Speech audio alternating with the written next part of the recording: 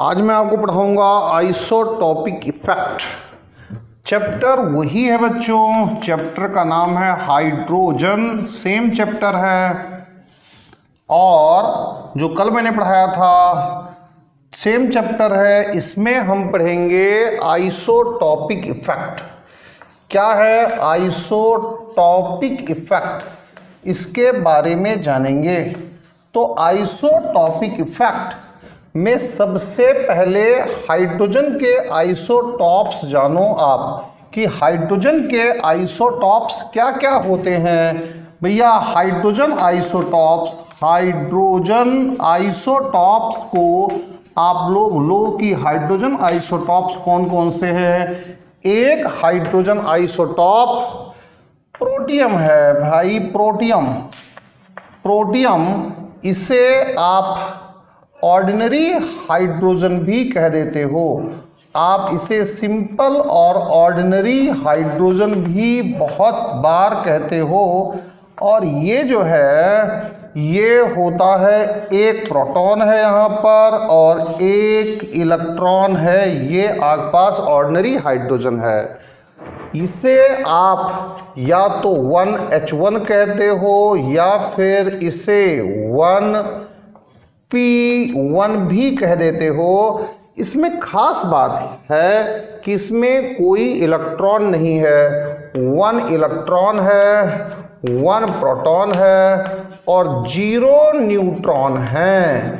इसमें न्यूट्रॉन नहीं होता है। ये ऐसा अकेला एटम है जिसमें न्यूट्रॉन नहीं होता है। फिर दोबारा से देख लो, ये अकेला एटम है जिसमें कोई न्यूट्रॉन नहीं होता। न्यूट्रॉन नहीं होता, ये अकेला एटम है जिसमें न्यूट्रॉन नहीं होता है। इसके बाद जो दूसरा आपके पास आइसोटॉप आता है वो है ड्यूटेरियम है। आप इस ड्यूटेरियम को देखो कि ड्यूटेरियम क्या है। इसे आप बहुत बार कह देते हो हैवी हाइड्रोजन के नाम से भी जाना जाता है ये। और इसमें एक प्रोटॉन है, एक न्यूट्रॉन है और आपका एक इलेक्ट्रॉन है। ये हैवी हाइड्रोजन है।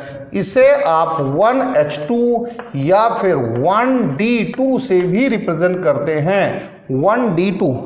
और एक टाइप का हाइड्रोजन और भी होता है, इसे आप ट्रीटियम कहते हैं, ट्रीटियम भी कह देते हैं, ट्रीटियम। इसे रेडियो एक्टिव हाइड्रोजन भी कहा जाता है, रेडियो एक्टिव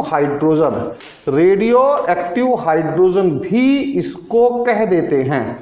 अब आप देखो, इसमें एक प्रोटॉन है, एक न्यूट्रॉन है, साथ के साथ एक इलेक्ट्रॉन है। इसे रिप्रेजेंट करने का तरीका है 1H3 और 1T3, ट्रीटियम। ट्रीटियम। तो देखो बच्चों, जो हाइड्रोजन के आइसोटॉप्स हैं ये, या फिर आप कह सकते हो कि हाइड्रोजन के 3 टाइप्स के एटम्स हैं। आप आइसोटॉप्स कहो या फिर आप इसे टाइप्स ऑफ एटम्स कहो, types of atoms of hydrogen. कितने टाइप के हाइड्रोजन के एटम्स हो सकते हैं? ये 3 टाइप के हो सकते हैं।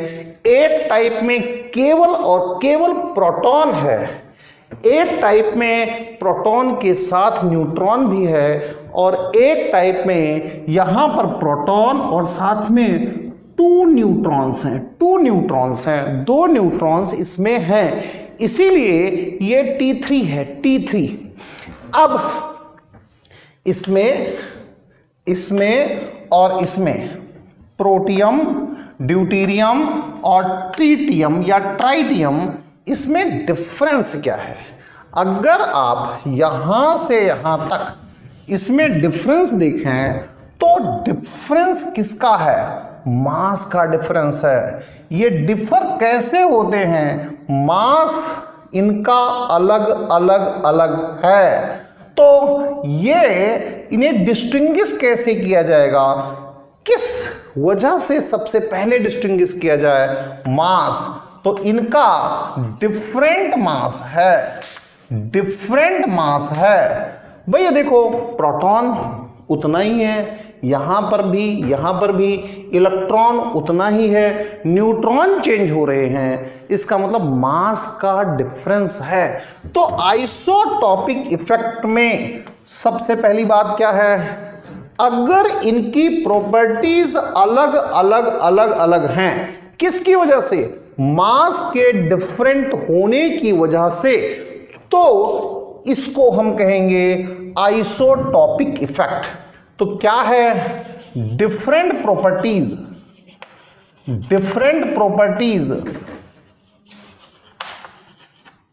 Due to the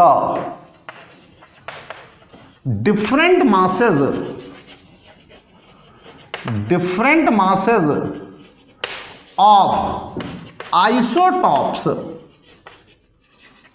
of element is called isotopic effect। तो पहली बात, व्हाट इज आइसोटॉपिक इफेक्ट? भैया किसी एलिमेंट के एटम्स के बीच में प्रॉपर्टीज का डिफरेंस है। क्यों है डिफरेंस? इनके मासेस अलग अलग हैं, तो इस इफेक्ट को आप आइसोटॉपिक इफेक्ट कहेंगे। अब आप पूछ रहे हो कि कौन कौन सी प्रॉपर्टीज कैसे कैसे डिफरेंट हैं, किस वजह से डिफरेंट है, क्या है भाई? मैं आपको बताता हूं। H2 प्लस Cl2 ये प्रोड्यूस करता है 2HCl।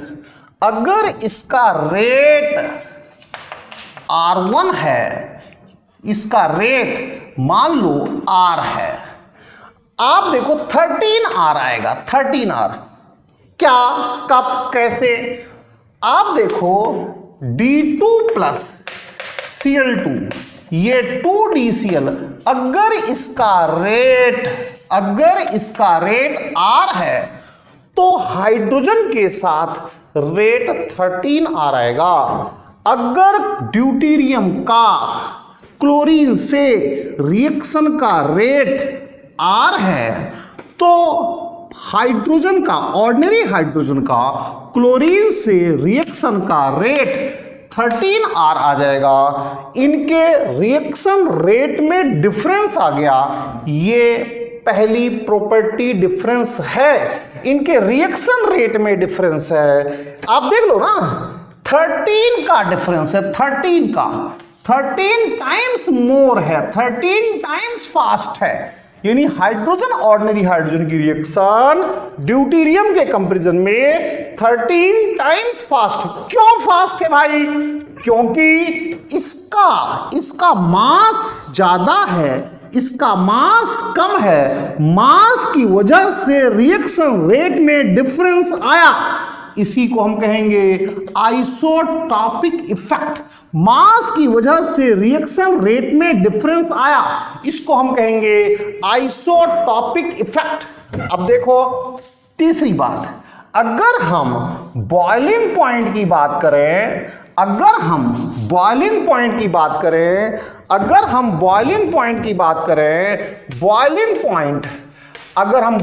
पॉइंट और मेल्टिंग पॉइंट की बात करें, बॉइलिंग पॉइंट मेल्टिंग पॉइंट की बात करें, तो T2 का बॉइलिंग पॉइंट मेल्टिंग पॉइंट सबसे ज्यादा आएगा, फिर D2 का आएगा, फिर H2 का आएगा। अब इनके मास डिफरेंट होने की वजह से, हम इनकी प्रॉपर्टीज में मेल्टिंग और बॉइलिंग पॉइंट में डिफरेंस देख रहे हैं। ये आइसोटॉपिक इफेक्ट है। अब एक बात और भी कर लेते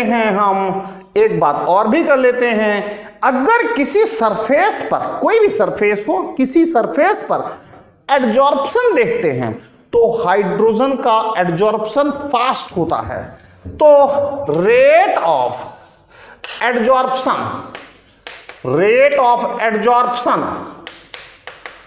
of hydrogen on surface is faster, ये फास्ट होता है देन किसके कंपैरिजन में, ड्यूटेरियम के कंपैरिजन में रेट फास्ट होता है, किसका, एडजॉर्प्शन का रेट फास्ट होता है। तो फिर आइसोटॉपिक इफेक्ट, भाई हाइड्रोजन के 3 आइसोटॉप्स होते हैं, इसका मतलब है हाइड्रोजन के 3 तरह के एटम्स हैं। अब आप देखो इन एटम्स के प्रॉपर्टीज में डिफरेंस हो, किस वजह से डिफरेंस हो, इनके मास अलग अलग हैं, इस वजह से अगर इनकी प्रॉपर्टीज में डिफरेंस है तो इस चीज को हम कहेंगे आइसोटॉपिक इफेक्ट। क्या क्या है इसका एग्जाम्पल लिया मैंने। पहला एग्जाम्पल लिया कि जो हाइड्रोजन है अगर वो क्लोरीन से रिएक्शन करता है, हाइड्रोजन है अगर वो D2 से रिएक्शन करता है तो D2 का रेट अगर R है तो H2 का रेट 13R आएगा, 13 टाइम्स फास्टर है। अगर हम बॉइलिंग और मेल्टिंग पॉइंट की बात करें तो T2 का बॉइलिंग मेल्टिंग पॉइंट ज्यादा आएगा, D2 का उससे कम, H2 का उससे कम। क्यों? मास की वजह से। क्यों? मास की वजह से, मास की वजह से। अगर हम रेट ऑफ एडजॉर्प्शन की बात करें, सरफेस पर हाइड्रोजन एडजॉर्ब पहले होगी या सरफेस पर ड्यूटेरियम पहले एडजॉर्ब होगी, तो हाइड्रोजन पहले एडजॉर्ब होगी। ये 3 बिग डिफरेंस इनकी प्रॉपर्टीज में है। प्रॉपर्टीज में डिफरेंस क्यों आया है? इनके मासेस के डिफरेंस की वजह से, इसीलिए इसे कहते हैं आइसोटॉपिक इफेक्ट। बच्चों, इस आइसोटॉपिक इफेक्ट को मैं ऑर्गेनिक केमिस्ट्री में भी समझा चुका हूं। ऑर्गेनिक केमिस्ट्री की प्रॉपर्टीज बहुत सारी अलग होती हैं। ऑर्गेनिक केमिस्ट्री के लेक्चर्स, वीडियो लेक्चर्स पहले ही मैं समझा चुका हूं ऑलरेडी। ये रिकॉर्डेड लेक्चर है, आप वहां पर भी GOC में आपको आइसोटॉपिक इफेक्ट मिल जाएगा, आप वहां भी देख सकते हो और यहां इनऑर्गेनिक केमिस्ट्री में भी देख सकते हो। ये दोनों में कॉमन है, ऑर्गेनिक में थोड़ा और डिस्क्रिप्टिव है। Thank you very much, thanks a lot.